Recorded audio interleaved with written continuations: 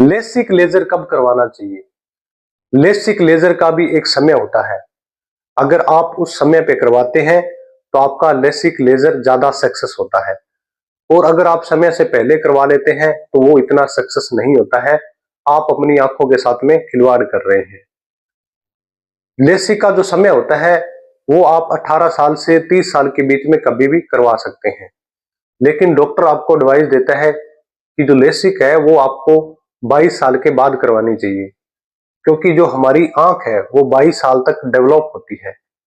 अगर आप उससे पहले लेसिक करवा लेते हैं तो आपको लेसिक के बाद भी चश्मे का नंबर आ सकता है और आपको फिर से चश्मा लगाना पड़ सकता है।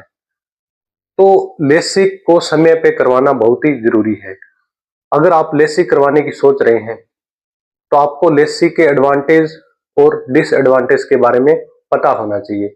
उसके बाद में ही आपने जो लेसिक का फैसला लेना चाहिए।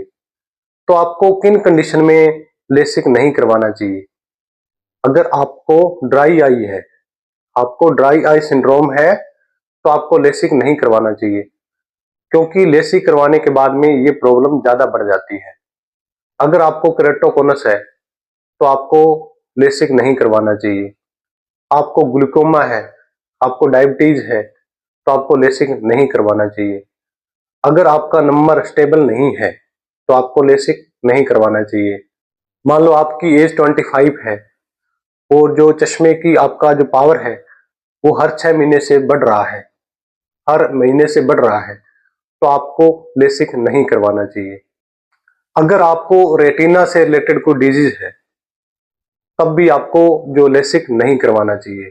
तो इस तरह की कोई कॉम्प्लिकेशन आपके अंदर है, इस तरह की कोई डिजीज आपके अंदर है, तो आपको लेसिक नहीं करवाना चाहिए। अगर करवाते हैं तो आप अपनी आंखों के साथ में खिलवाड़ कर रहे हैं।